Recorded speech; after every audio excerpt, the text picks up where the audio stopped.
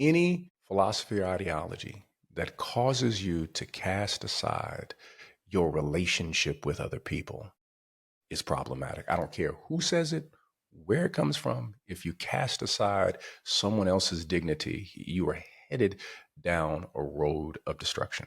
Prominent billionaires in Silicon Valley are preaching a strange new theology. Beneath their growing power in Washington lies a set of dangerous quasi-religious beliefs, rooted in white supremacy, male supremacy, tech supremacy, and wealth supremacy, all rolled into one. They believe they can transcend humanity with technology, make the earth obsolete, and create eternal life in the stars. They see themselves as our saviors, claiming that only they can protect us from apocalypse and extinction. Their dark gospel has a name, TESCREAL.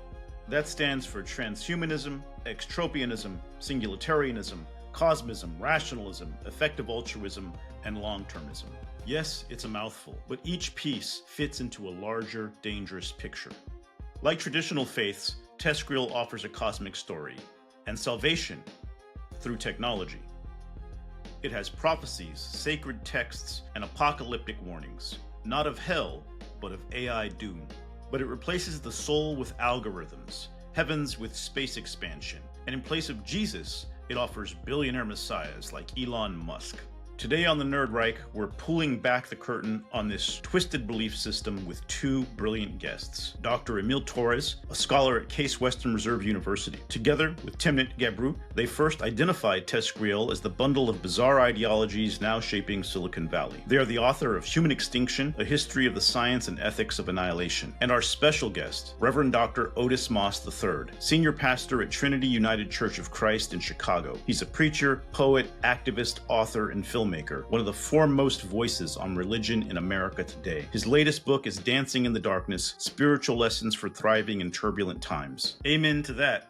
Here's our conversation.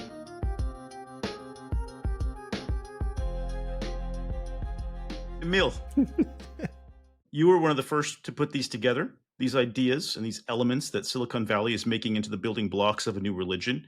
And Reverend Dr. Moss, you're one of the foremost speakers on religion in America today.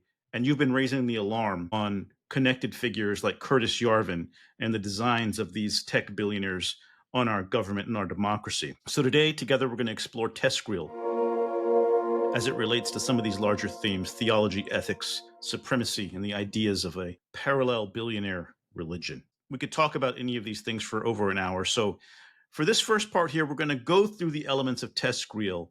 And Emile, I'm going to have you give us a quick hit as one of the people who came up with the idea of the bundling these, and we're going to get Reverend Moss's reaction from a theological perspective. So we're just going to kind of wing it quickly so that we bring our listeners up to speed on what this is. So let's start with T, transhumanism. This is the fantasy that Silicon Valley can hack death. Transhumanists want to upgrade the human body like an iPhone, live forever, upload their brains, maybe even become gods, digital gods.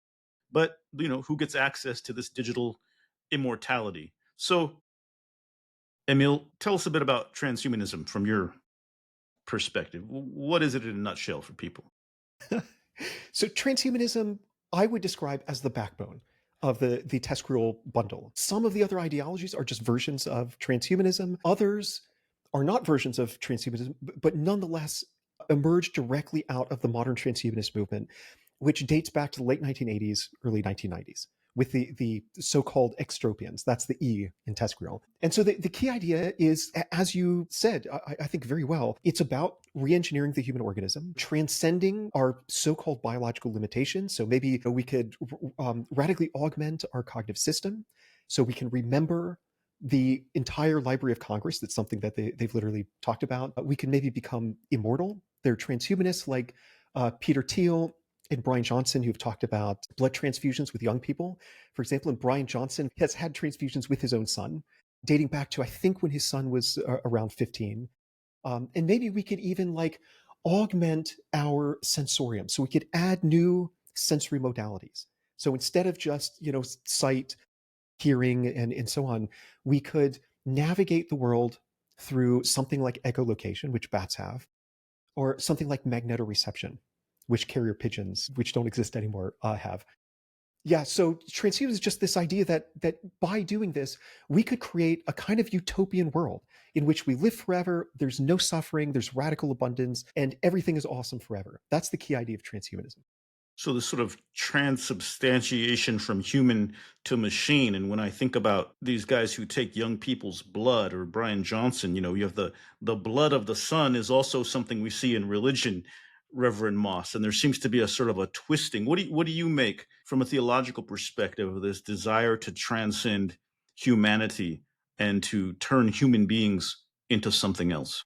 It's interesting because it's a rejection of this idea of the Imago Dei, the idea of the image of God. Each person has as inherent dignity, but yet in with this idea of transhumanism is that we are able to essentially no longer see the sacredness of the body and the sacredness of all human beings. Only those who are within this techno-feudal lord system have access. It is, as you mentioned in the intro, it has this major element of this classism, this feudalism that functions out of it, and only a certain number of people, enlightened people. So it's a new form of colonialism in many ways, that it's shaped in that idea and completely rejects the idea of each and every person having dignity and being made in the image of God. And as a result of that, we must approach each individual with that level of dignity. So what happens when I don't have the necessary money to, quote, be transhumanist? Then I'm placed in a particular caste, another caste system. And so we're talking about, again, reworking the same old ideas under a new marketing campaign. Let's go to the E in TESCREAL, extropianism. And I'll admit, this is the one I kind of have trouble understanding, in part because it's so much like some of the other ones. It sort of encompasses the other ideas. And it's an old school techno utopian ideology from the 90s that believes there are no limits, not death, not entropy, not ethics. This idea that the goal is to beat entropy, to beat death, to beat decay. You explain this a little better, Emil. Yeah, I mean, extropianism was the first organized modern transhumanist movement. In fact, the founder of extropianism, his name is Max Moore, although he was born Max O'Connor, so he changed his name to better reflect his extropian values. He claims to be the founder of modern transhumanism. So extropianism was the platform that catapulted transhumanism into greater realms of influence, if you will. And so it was this very libertarian version that advocated for the acceleration of technological development, because the sooner that we develop these advanced technologies, so nanotechnology, synthetic biology, genetic engineering, AI especially, then the sooner we get utopia, right? The sooner we can transcend ourselves. And maybe the last thing to mention is that extropianism has deep ties with cryonics. It's the cryonics movement predated modern transhumanism by a few decades. And Max Moore has been the CEO and president of one of the major cryonics companies out there named Alcor. And cryonics is all about this idea of resurrection. So, these transhumanists, these extropians are a bunch of atheists who say, well, what we've lost by becoming atheists and and apostatizing our faith is we've lost all the promises of the eschatological hope of a better future, of a paradise someday. We've lost this possibility of resurrection and then living forever. So cryonics is supposed to be an answer, a sort of secular answer to that. Yeah, eternity brought to you by the freezer. Yes. Reverend Moss, any reaction to extropianism here? Absolutely, because I feel like I'm hearing a combination of Get Out and Logan's Run. Uh, it's, it's absolutely terrifying, on several levels. So again, what's interesting is the Silicon Valley community is repackaging old ideas. So if we take the Berlin Conference, which carved up Africa, form of colonialism, the ideas that we are hearing in this idea of transhumanism and all these other pieces here also found their way to the table in reference to the Berlin Conference. We can extend our lives by carving up Africa and utilizing these particular resources and these rare earth minerals that can expand a very small population of the world. And we can, quote unquote, resurrect many of the dying, quote unquote, countries that don't have the necessary resources. This, again, was a repackaging, again, when there was what was the trade between the eastern portion of the world, whether it was India, Japan, and China, and with portions of Europe, the idea that we can expand, that we can extend, that we can resurrect, or what we were. So it's just fascinating to hear these words. And historically, we also see reflections and the repackaging of these ideas that ended up hurting, harming, and tragically killing a large portion of humanity in the process. But the people were, quote unquote, enlightened. Faith in the freezer. Now it heats up, though, with singularitarianism, the cult of the singularity, this belief that once AI gets smarter than us, everything will change. And this will be the rapture minus the angels. And except instead of God, it's going to be a neural net that's smarter and bigger than all of us. And we're going to merge with it. And instead of heaven, it's going to be a server farm in Utah or Greenland or wherever. Did I get that right, Emile? Tell us about the singularity and the cult around it and what it really means. Yeah. So yes, you're right. The singularity is sometimes called the techno rapture or the rapture of the nerds. It is supposed to be this hypothetical future event which may occur. Many influential figures in Silicon Valley would argue that it's going to occur in the very near future. So definitely within our lifetimes, maybe within the next few years. And it would constitute a fundamental rupture in human history. And even more, it would be an event of cosmic significance, right? So the idea is that the pace of technological change would rapidly increase exponentially to the point where the world would be just a dizzying phantasmagoria for us mere human minds. Like things would just happen so quickly, we could not make sense of it. So imagine like the amount of change that's happened in the past 100 years happening every single minute, right? So that's on the other side of the singularity. And a key part of the singularity is this idea that once we develop AIs that are sufficiently quote unquote intelligent, then they can take over the process of designing the next generation of even more intelligent AIs. So you get this positive feedback loop whereby, like, as soon as you cross this critical threshold, then very quickly after that, you get super intelligence. The way it ties into transhumanism is that these people see everything as an engineering problem. You and Gil had mentioned like this lack of appreciation for the dignity or the sacredness of the human. I mean, the human is just a machine that is hackable and should be hacked. This is the idea of biohacking, hacked and re-engineered and modified in various ways to improve it, right? So once you have super intelligence, you have a super engineer. They literally use the term paradise engineering. So once you have a super intelligence, you have a super engineer who can then engineer paradise immediately after that. So that's singularitarianism, briefly put.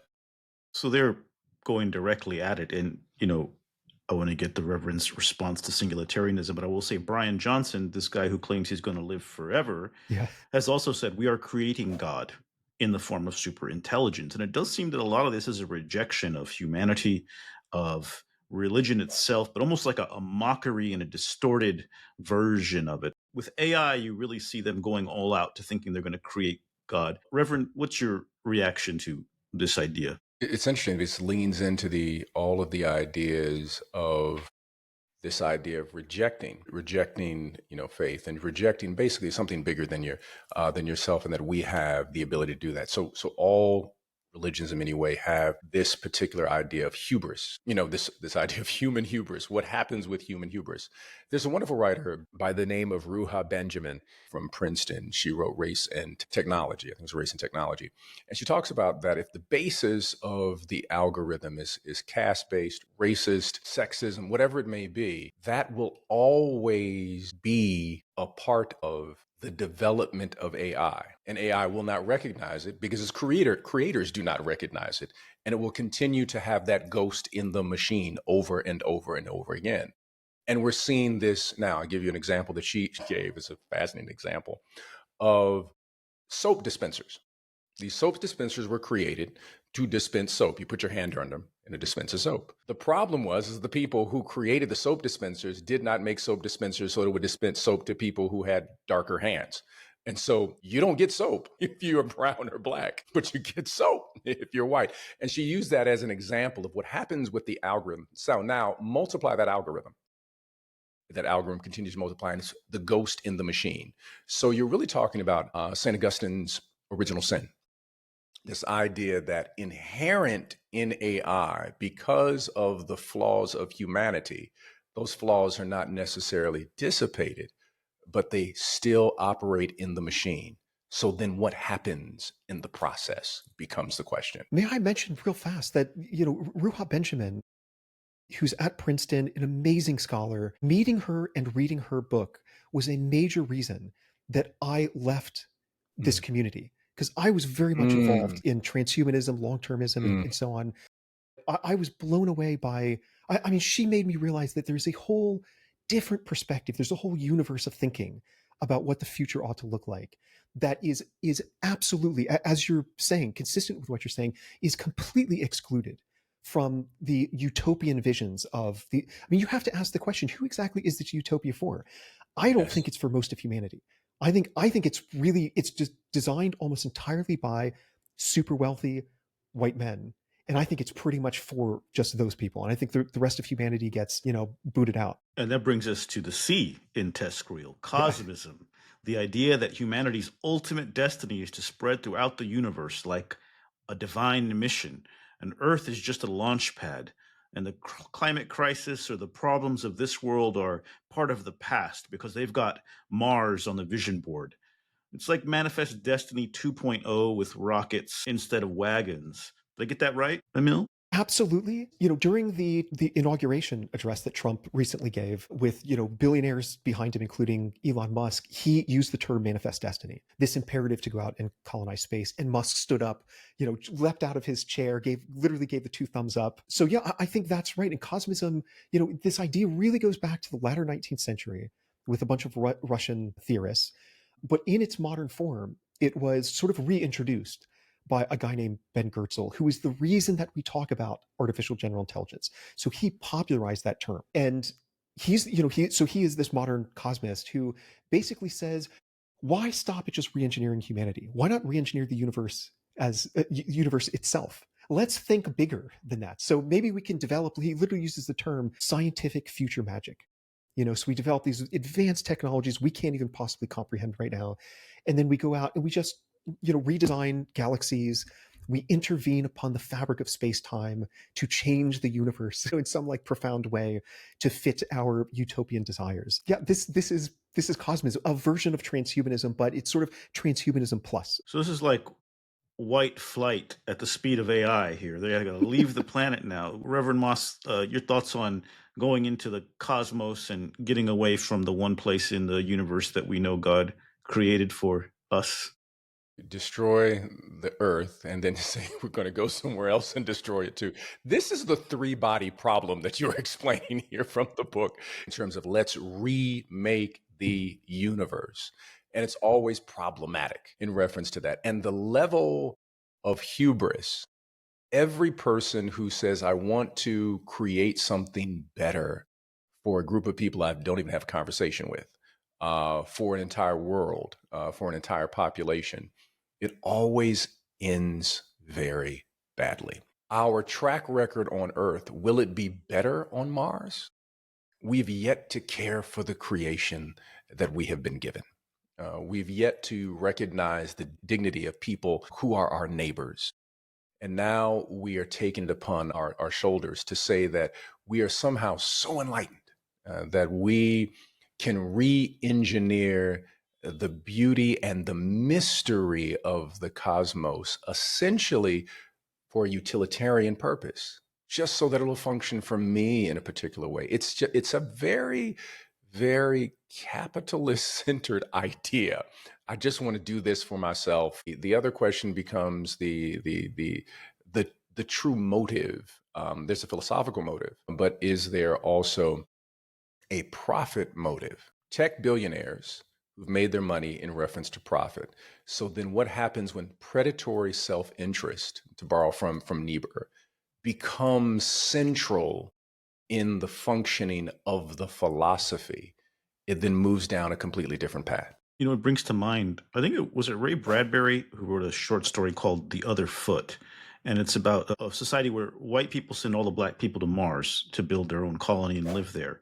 But then the white people destroy Earth and want to come to Mars. And there's at the end, the rocket lands and a decision has to be made whether to let the white people on Mars. And now they've reversed it. The white people are trying to go to Mars and leave all of us here on Earth, which I Yeah, think we'd I read fare that true better. story. That's a really good one. That's a great It's reference from too. the 50s or the 60s. I'll have to look it up and make sure I got that right. It's always stayed in my mind. And, I think we'll do better here on the Earth than up on the poisoned dirt of cold, dark, dead Mars. Not to mention that if there are any life on Mars, they're probably just waiting for these dummies to And we've show done up. this here. It's called gentrification. It's just, I want what you have. Let's move you Yeah. out the way because we're more enlightened and we actually know what to do with this piece of property here. And I think every hmm indigenous person would have a powerful essay to be able to communicate what happens when people who have predatory self-interest want to move into a particular territory. There's usually a trail of tears that flow behind it. Now, this next one, the R, rationalist.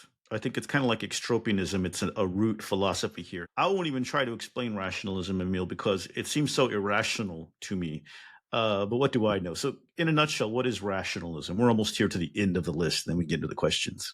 So rationalism was founded by a guy named Eliezer Yudkowsky. He, like many people in the TESCREAL movement, has extensive connections with many of the other letters. So he's a transhumanist who was very involved in the extropian movement in the 1990s. He was a leading singularitarian along with Ray Kurzweil. He actually hired as one of his employees Ben Goertzel, the modern cosmist. And so he founded rationalism based on the idea, which could be put as follows. If we're going to create paradise, right? If we're going to engineer paradise through advanced technologies, we're going to need a lot of really super smart people doing really super smart things, right? So let's take a step back and try to figure out the best ways to optimize our rationality. And so part of this is understanding the nature of rationality. So there's a whole field called decision theory, which is sort of dedicated to this, as well as focusing on cognitive biases.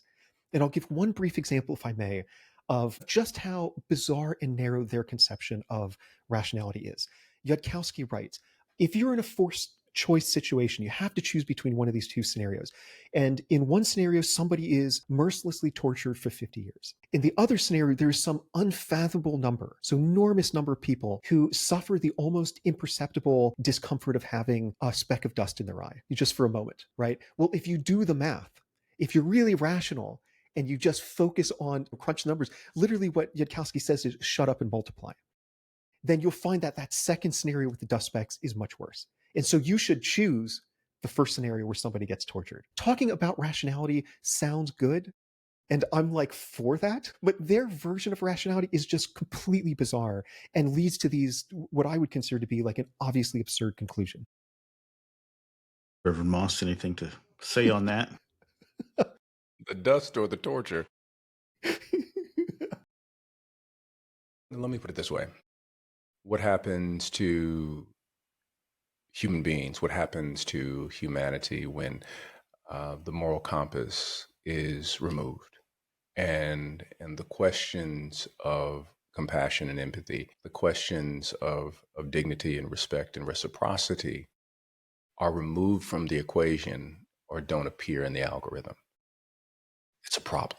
And I think these are the philosophical questions that when you are a tech billionaire where the world caters to you because of what you have, there are major blind spots that you have because you are not in community and nor have you been around suffering and know the power of alleviating suffering and also the power of suffering yourself in order for someone's suffering to be alleviated.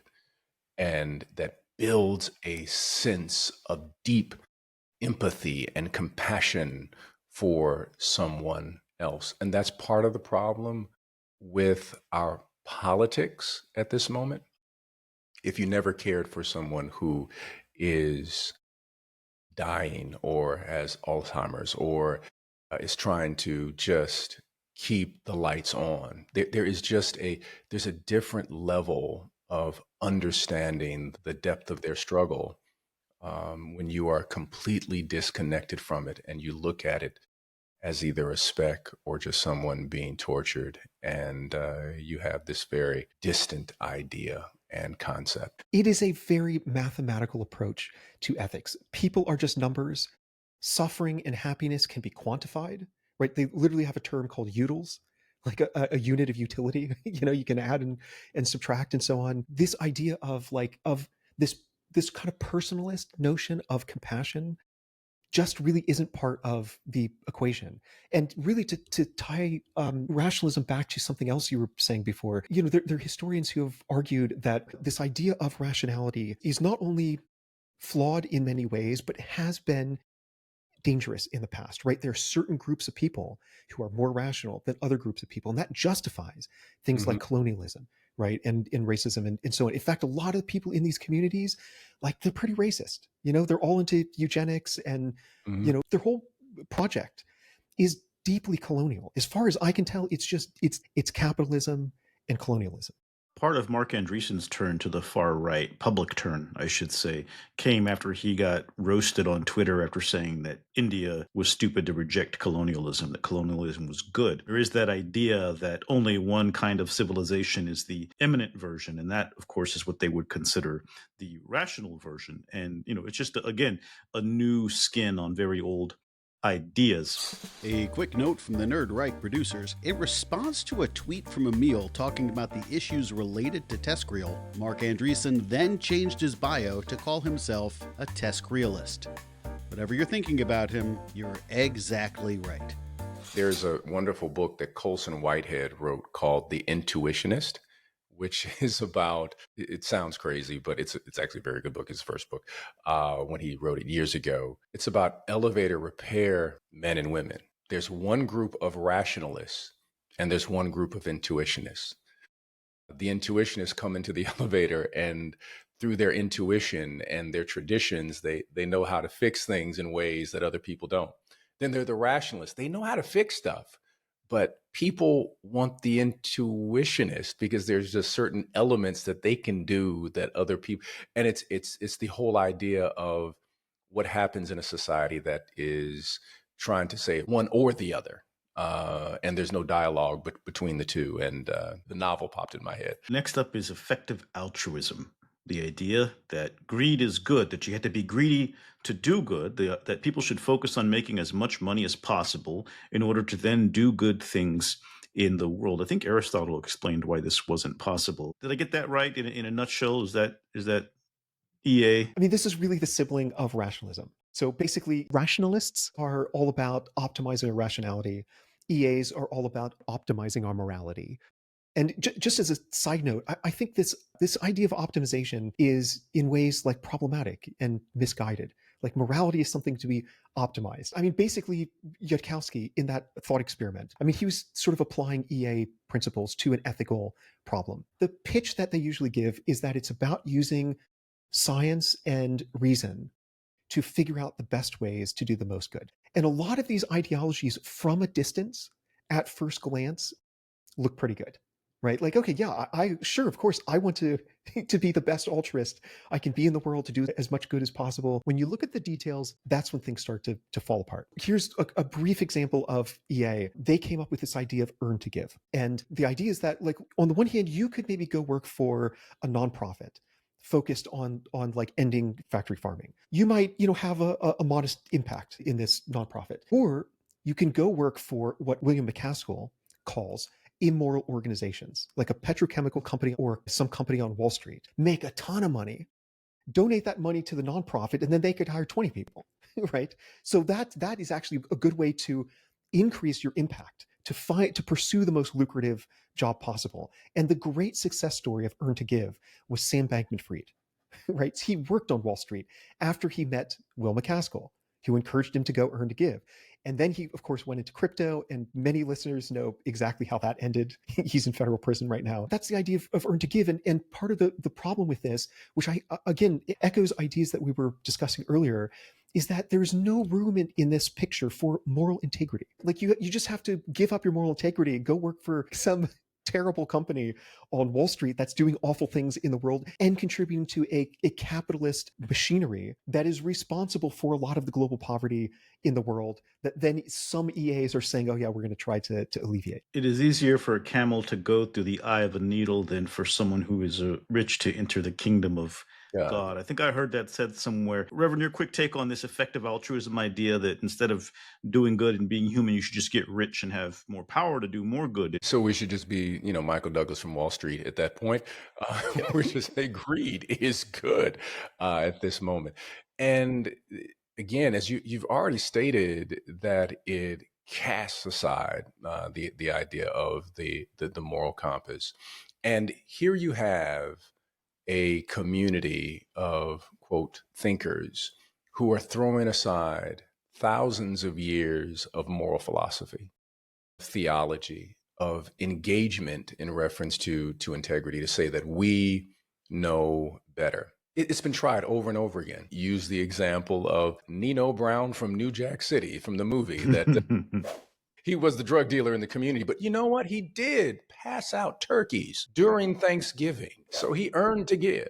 And we've seen that over and over again with people who do not have a moral compass. They utilize the giving in order to expand empire. That's the only desire, because again, predatory self-interest becomes the centerpiece. And if you don't have a moral compass, you move in a particular direction. So we have thousands of years of human beings trying to use this model. And every time we use the model, we fail. So how is it that this new group of techno-feudal lords, who they see themselves as techno-feudal lords because they have this kind of technological land space that they are controlling, that they feel that somehow they're more enlightened than thousands of years of human beings who have utilized these same particular principles, and those principles have brought disaster in small spaces and disaster in terms of large spaces and swaths of people. All you have to do is ask any community that's had to live under a dictator. Well, obviously, it's the answer to why it's different this time is because they're transhuman, rationalist, extropian, long-termists, which brings us to the final letter in TESCREAL, long-termism. And this is really the crown jewel of the ideology. I think it's the key to understanding it all. Long-termists basically say we should prioritize billions of future potential lives over those who are now alive. And it sounds noble to some degree, maybe, until you realize that it means turning the present into collateral damage. Who needs justice today when you're saving billions of future lives in other galaxies? Again, it's this sort of messiah complex that justifies the massive taking of power now. We'll give you paradise if only you submit to our tech authority today, and we'll make the future possible. Anything to add on that, Emile, before we get into the questions? So long-termism is built on this view that the future could be enormous. So it's really just a numbers game. It's not that future people matter more than current day people. It's just that there could be so many of them. Carl Sagan calculated there could be 500 trillion future humans on Earth if we survive for another 10 million years, right? But if we go out and colonize space, there could be many orders of magnitude more people. So long-termism emerged out of EA. One way to understand it is if your goal from EA is to positively influence the greatest number of people, and if most people who could exist will exist in the far future, basically as digital posthumans spread throughout the universe, then what you should be doing is focusing on how your actions right now influence those future people rather than contemporary people.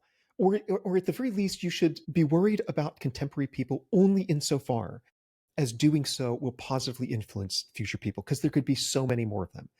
And so this is part of the utopian vision, which has qualitative and quantitative aspects. So the qualitative aspect comes from transhumanism. Let's re-engineer ourselves so there's no more suffering, we live forever, and so on. And the quantitative part really comes from an ethical theory called utilitarianism, which just says you got to maximize value in the universe across space and time. That is our fundamental, in fact, our sole moral obligation in the universe, is just to create as much value as possible. How do you create as much value as possible? You increase the future human population. So that's the quantitative aspect of their particular vision of heaven among the literal heavens. I will gladly pay you Tuesday for a hamburger today. For some reason that came into my mind. Reverend Moss, anything to add to that before I let you guys cook in this I Q&A? think you have already framed the terror of this particular ideology and how problematic it is for our growth and development. Okay, here we go with some questions. Reverend Moss, as a man of God, what do these ideas tell you about the minds of those who promote them? Before he died, Pope Francis spoke of the Tower of Babel. He said, "Today's builders of Babel tell us that there is no room for losers and that those who fall along the way are losers. God's economy, on the other hand, does not kill, discard, or crush. It is lowly, faithful to the earth." And I think about the Tower of Babel a lot these days when I think about these ideas. Tell us from your perspective, like, where's this coming from and where do these people want to take us? I love the Tower of Babel analogy that you just to lift up in terms of scripture. I think that fits very well. I think that there is a deep burden, problem, flaw within humanity, along with the beauty, blessing, and creativity. And whenever we lean into the fact that we are ultimately all beauty with no burden, we end up in a flawed situation. There's a wonderful, I do not remember his name, minister who talked about horns and halos. He said every human being has a horn and every human being has a halo. And he said, just depend upon what day of the week you catch me, you may catch more horns than you do halos. But that is the way that human beings are. And for the level of hubris that functions out of this class of people, this community of people, to believe that their particular ideology, cast aside the rest of humanity, somehow will save a small sector is dangerous. And we've seen it before. We've seen it in Nazi Germany, to say that we have a particular way of viewing the world that will save all if you operate under our order. We've seen it in colonialism. If you function out of our ideology, and it always has to get around. It has to get around a moral compass. It has to get around a spirituality that sees the image of God, that gets around the Genesis 1:27, that you have been made in the image of God. It gets around the idea that creation, we are stewards and not owners, which demands that we look inward, demands that we raise questions about self and questions about our relationship with other human beings. And any philosophy or ideology that causes you to cast aside your relationship with other people is problematic. I don't care who says it, where it comes from. If you cast aside someone else's dignity, you are headed down a road of destruction. Emile, anything to add? There are people in the TESCREAL movement who would argue that post-humans will have their own kind of dignity. I mean, another way to couch what their vision is all about is in terms of pro-extinctionism. There is an important question to ask, which is who is left out of their version of utopia, right? And I think that marginalized communities will be marginalized even more, if not ultimately eliminated. And this is evidenced by the fact that if you look at the literature, there is basically zero reference. For all of their talk about the future of humanity, there's zero reference to what the future should look like from alternative perspectives, from non-white male neoliberal perspectives, right? Nobody has gone out and asked like indigenous communities, what do you think the future ought to look like? Nobody's asked Muslims. Nobody cares what Christians want for the future.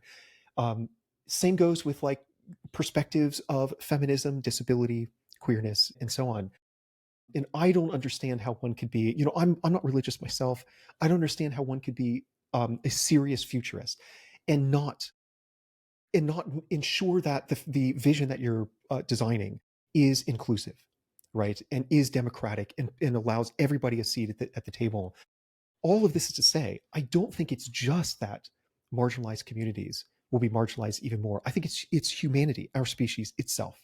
Like, we don't have a place in this future. This future will be run and ruled by post-humans, right?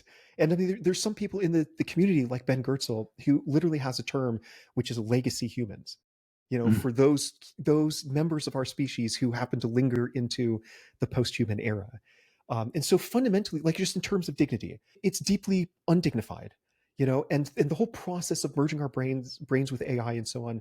I mean, I think there's actually a good argument to make that it's deeply dehumanizing, and the future is dehumanizing, maybe in like a literal sense. Like there are just no humans in the future that they envision. I grew up with religion. I'm not too religious now, but spent a lot of my youth grounded in it. I've done a lot of time studying it, partly because I spent part of my childhood in a cult religion as well, which is something that has really had a big impact on my interest in these ideas. A lot of the way that they function is the way that a cult functions, with a parallel narrative that in many ways is mimicking or mocking traditional religion, but applying new symbols, new leaders, a new meaning on top of that.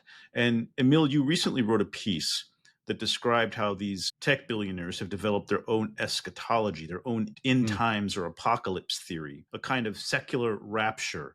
And that's something I've observed too in my research, part of it coming through being aware of your work, is that they have a very apocalyptic vision of the future, and they believe it is their job to decide what comes after this big change. Peter Thiel described Trump's reelection as an apocalypsis, an unveiling, and sort of had this imagery. He wrote a piece in the Financial Times of basically everyone's going to have to confess everything shall now be known, and there shall be a new future where everything's clean and clear, obviously mimicking religious language. The book of Revelation specifically, he was attempting to use the Revelations voice on us. So you recently wrote about this idea, this end times ideology. Can you walk us through how that works and how it's shaping policy and culture today in Silicon Valley? The key aspect of their particular secular eschatology, as it were, is that the future is digital, right? So we'll have our minds uploaded. Sam Altman has signed up to have his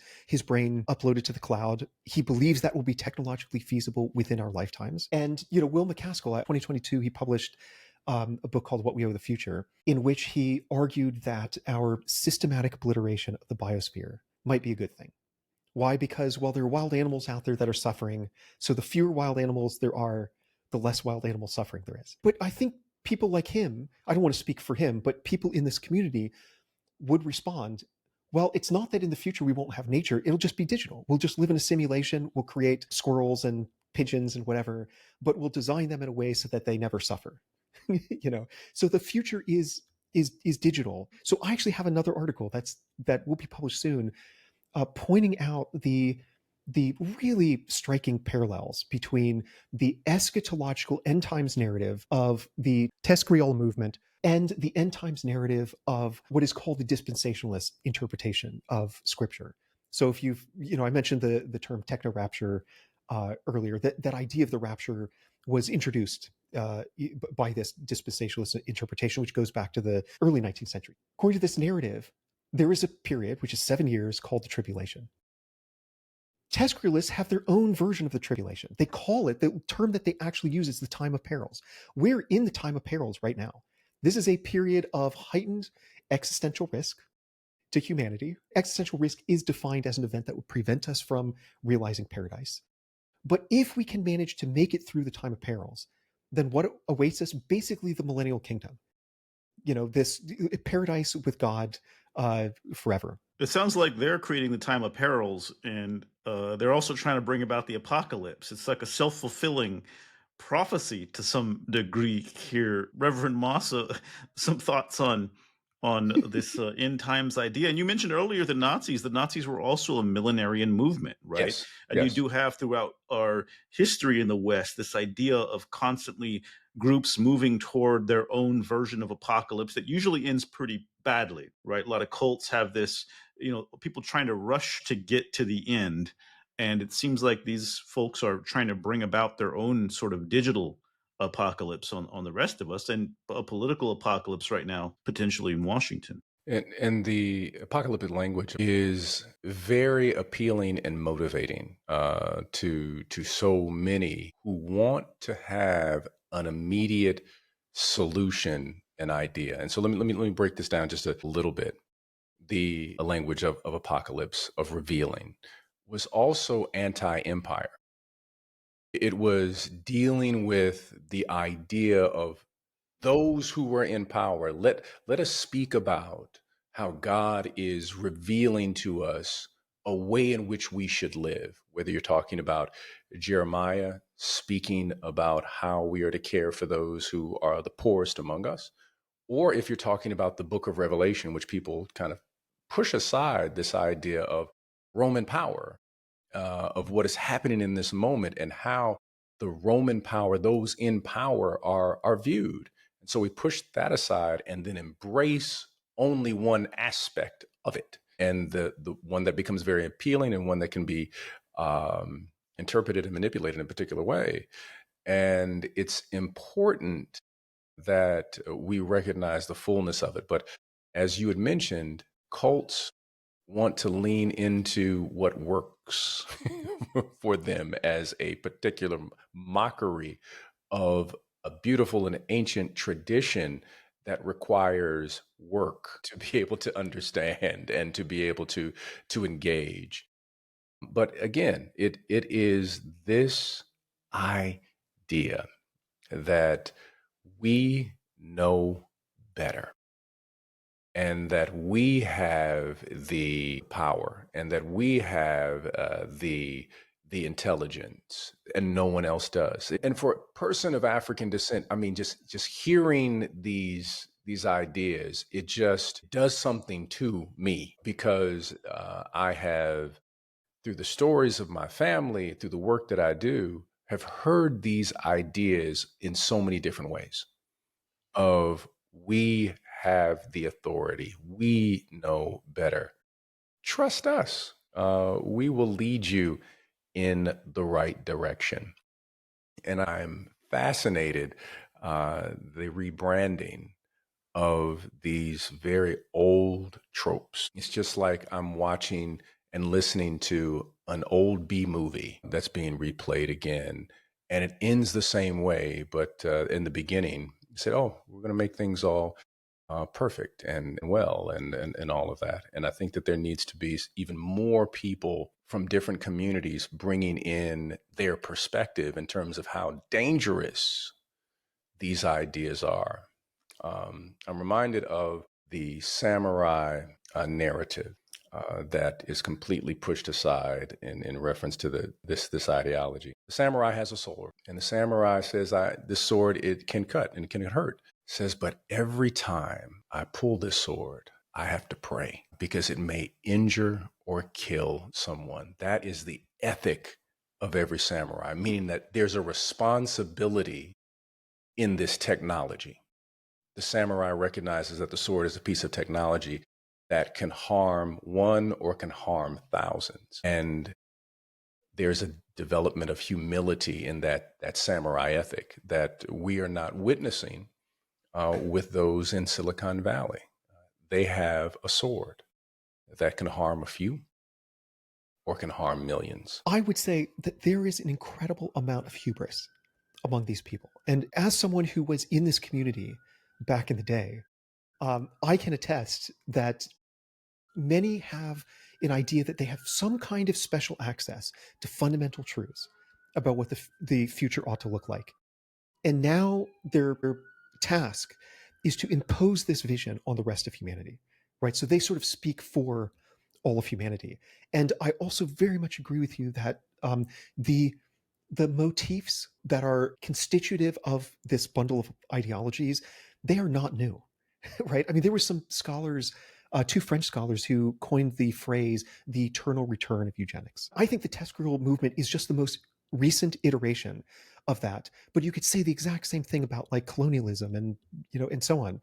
It's the same old ideas that are repackaged in new ways and are sort of justified by what we were talking about earlier, this notion of universal rationality, right? Part of why it is okay for me to say, I have the truth and you don't, is because I am rational in this sort of universal way. And therefore, anybody who disagrees with me is thinking irrationally. And well, why would we listen to anyone who's thinking irrationally? This problematic notion of rationality provides an underlying justification for this kind of hegemony and this hubris. This reminds me of when Elon Musk bought Twitter. Jack Dorsey said he trusted Elon to guard the light of consciousness. Yeah. As if Twitter is what the light of consciousness is. And how has that aged?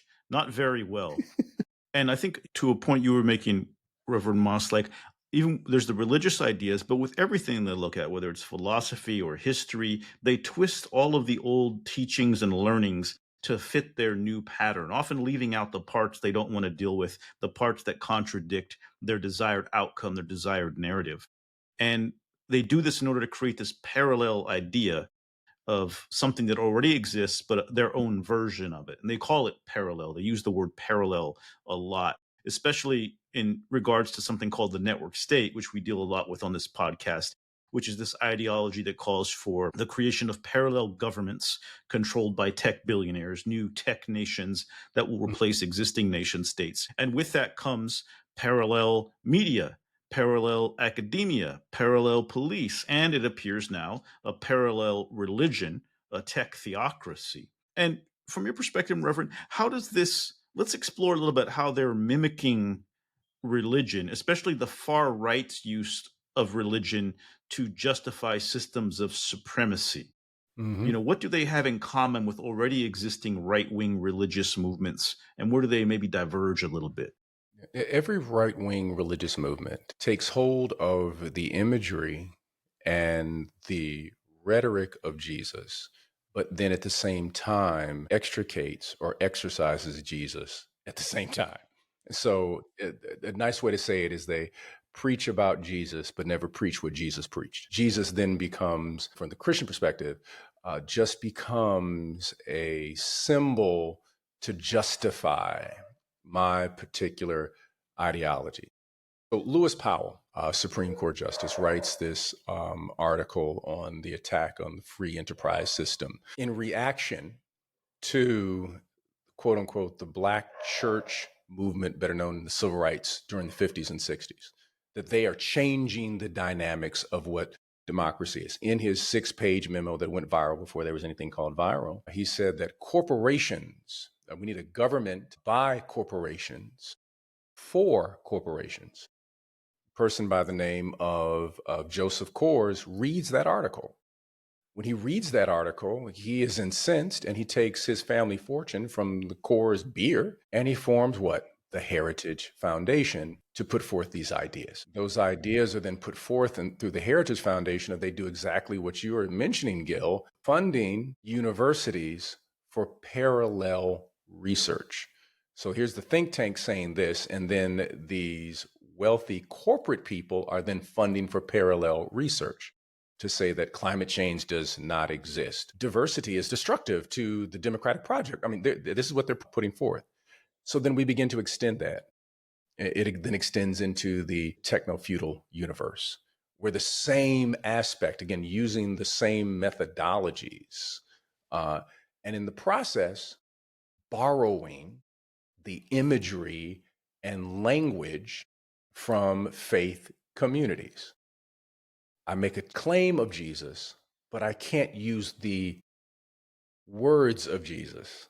There's a wonderful progressive group called the Red Letter Christians, and they were evangelical, and they were just frustrated with evangelicals in general. They were young evangelicals, and they said, "Look, okay, we don't have the answer to everything, but the stuff that's in red in the Bible, we'll just deal with that." And right there, we know that we're pretty on solid ground. How we treat our neighbors and how we are to care for the poor. We don't have to get into this kind of bowing to doctrine. That's what we are witnessing over and over again. Right-wing religious groups appropriate in a particular way, but they will not engage. We had a vice president who wanted to argue with the Pope about this, and Jesus says, you're only supposed to care for people who are close to you, and then you do circles, I guess. You kind of move out like a maze. This is what happens. And we have a vice president who is connected to Peter Thiel. And I'm raising questions. Do we have a vice president who believes in this particular ideology that sees a good portion of humanity as not having any dignity? That's the question that I'm raising. I think there's a pretty good possibility because, J.D. Vance is largely created by Peter Thiel at every step of the way. And, it's hard to see much daylight between the two as, he's their man. And, even his conversion, here's a guy who's been Catholic for 6 years. He wants to argue with the Pope. Argue with the Pope? I was born Catholic and I know better than that. That's like, isn't that supposed to be a thing you can't really do? Not supposed to argue with the Pope. Infallibility, anybody?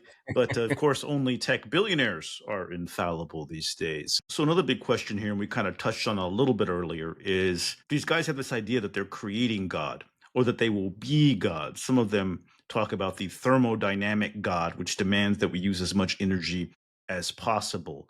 They really seem to be trying to fill a God shaped hole. What does this hunger for God say about them?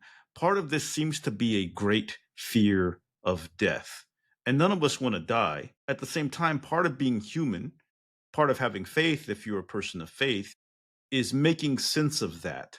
And even if you're a person who is not religious, you have to find a way in life to make sense of that. And they seem to be making nonsense of that. Reverend Moss, let's start with you. What's behind this desire to create God, and what do you think they actually ought to do to help themselves out of this jam they've gotten into?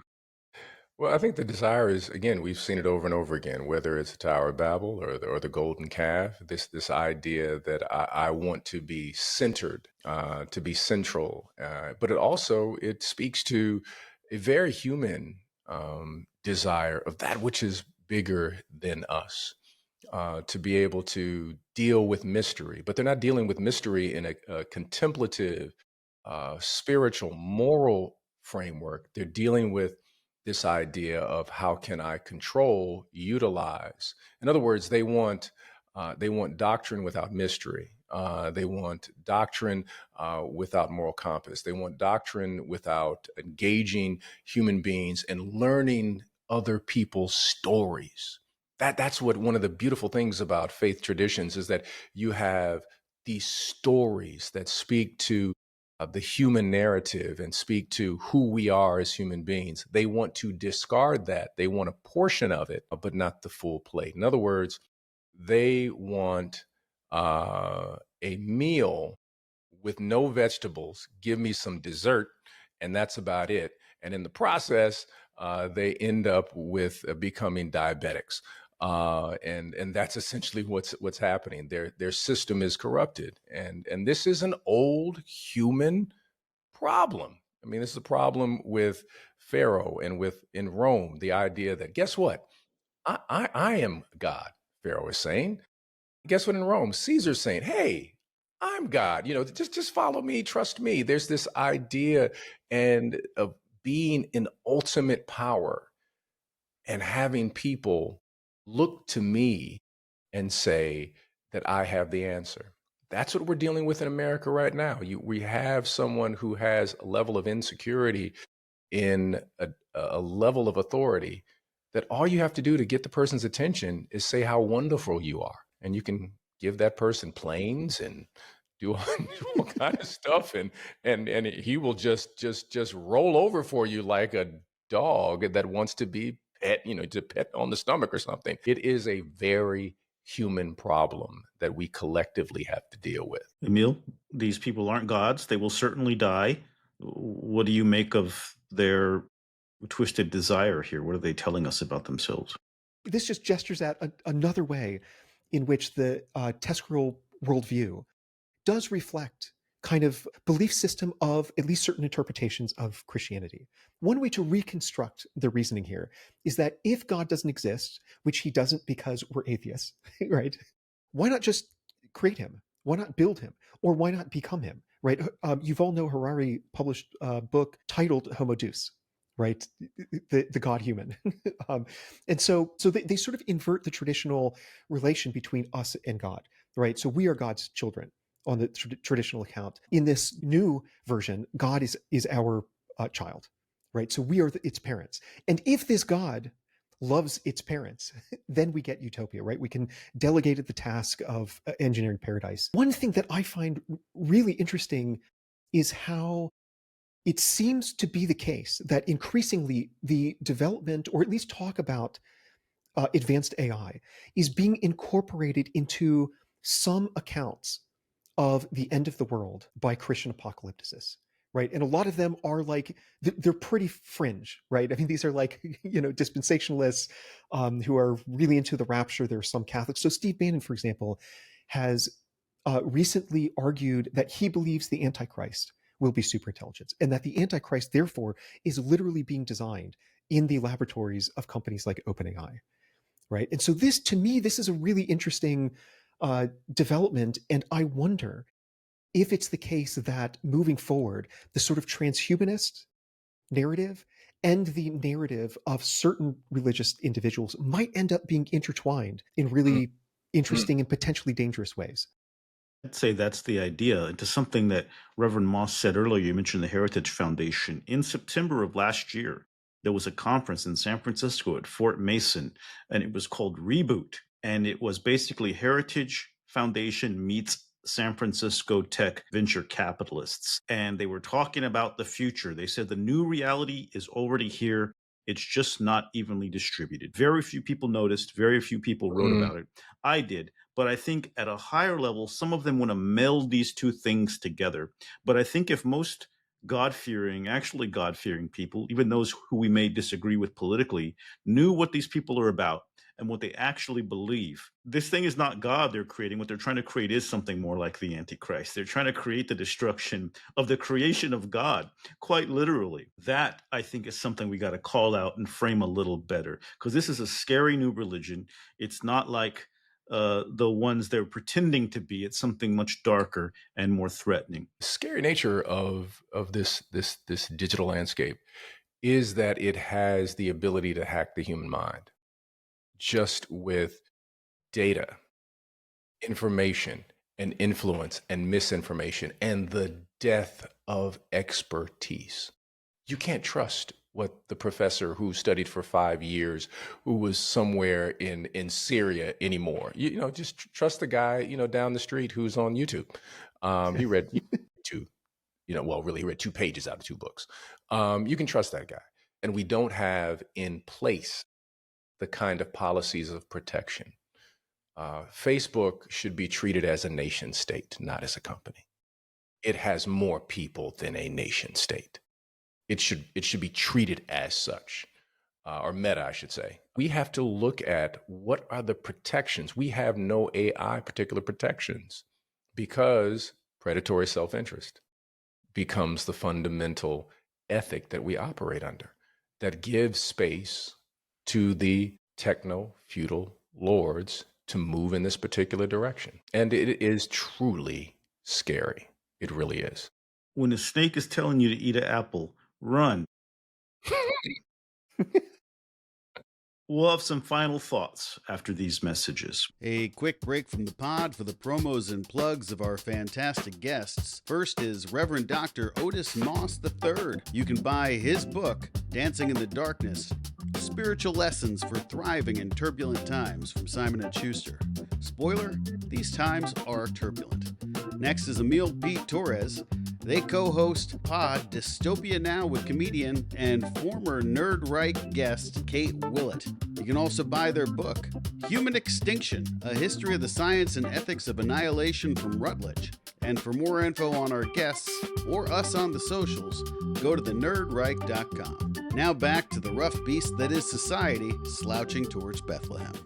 As we deal with this emergent, aggressive movement, which is scary in many ways, this is some deep, dark stuff for people to start to understand. And I was in a conversation recently where I was talking about some of it, and somebody got up and left. They didn't want to hear it. I think it's important to understand these scary quasi-religious aspects, because they are underlying much of the political project. This belief that tech billionaires must seize power and create a new society, a new civilization. And they see religion as an important software for civilization. You have to be able to reach people on the level of their deepest beliefs if you want to last 1,000 years. What lasts 1,000 years besides religion and geology, right? I think this is sort of their thinking. What message of hope, hopefully, would you leave people with when thinking about these ideas and how we find our way to a better future in spite of them and the power that they have? Let's start with you, what I'll do is plagiarize a little bit from Naomi Klein. She co-authored this really great article published just a few weeks ago in The Guardian titled End Times Fascism. And then in a subsequent interview with Democracy Now, she was asked this question. Her response was, there is an alternative vision which is fundamentally founded on an affirmation of life on this planet, right? And that is the alternative, because like I said before, I mean, these ideologies are either like at their core or at least in practice, they are pro-extinctionist. Like it's not about preserving our species. And even more than that, I mean, they're like genocidal in a broader sense, in that they don't care about whether the biosphere flourishes, whether our non-human companions on Earth flourish. Nature is just a standing reserve. You know, it's just something to be exploited and plundered and so on. So the alternative is to embrace this world, right? If you know anything about cosmology, like the universe is huge, and we live on this extraordinary oasis that is unlike anything else we know about, right? And it's not like Mars, right? Mars is less hospitable than the peak of Mount Everest. So go live on Mount Everest for like a year, or just try like a day, and then let me ask you if you want to go to Mars. Yeah, the alternative that I would encourage people to accept is affirming life as we know it on this planet. And maybe the second thing I would say is, and so I think this gestures back at some of the insightful comments that Reverend Moss had made. It matters that people are at the table. There's an activist friend of mine named Monica Bielskita, and she has this lovely phrase, which is, and she's specifically referring to the future. She says, you cannot design for, you have to design with, right? So you need people who aren't just, even if there are people who are white people who genuinely care about social justice, that is not enough. You need to include everybody from, around the world. They need to have an opportunity to make their voice heard when it comes to designing a future for humanity and for our planet as a whole. Reverend Moss, Beautiful. some words of encouragement as we go through this, what is it, age of peril? Where Time we of have perils. to, this Yeah. time of perils, where we got these crazy billionaires creating their religion and trying to be God. Love undermines empires. Love hacks the algorithm. Love disrupts all that seeks to destroy. And that is the beautiful thing about the ideas when you embrace that. So the tech billionaires, for a short period of time, haven't recognized the literal power of this idea of love, that poets and musicians and all faiths have rooted themselves in, that philosophers, even when they're as ornery as they want to be, they still want to find this idea of love inward and outward. And marginalized communities have consistently had some software to download into the system that disrupts over and over and over. And building those relationships, as you said, Emile, building those relationships is powerful when we do that. I use one example in terms of what happens when we work together is the jazz ethic, what people of African descent brought to this country in terms of creating a musical narrative that was not a part of any particular one tradition, but a part of a variety of tradition. Born in New Orleans, the sounds of French and Spanish and indigenous communities, along with African and free Haitians, a new music was born called jazz. And what makes jazz powerful is the fact that you have multiple instruments that are not supposed to play together, but they do. Piano is supposed to be for the French classical, and when you play the drum, you're supposed to do it a 1, 2, or 1 and 3, or 2 and 4, but not use African polyrhythms. The bass, you're to play with a bow, but instead they play it with their hands. The saxophone was designed specifically for a marching band, not to be played with the piano. And all these instruments play together and create music. But the beautiful thing that jazz does, that European classical does not do, is that everybody has the right to solo. That the Saxophone can bring its own narrative to the table, and the piano, but no one says to the saxophone, you've got to sound just like me. Do what you have been gifted to do.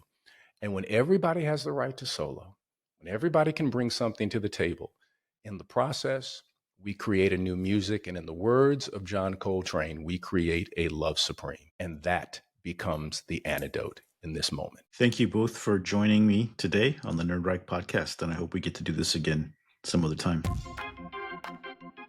The Nerd Reich is produced by R.R. Robbins. It's written and hosted by Gil Duran. You can sign up for the newsletter at thenerdreich.com.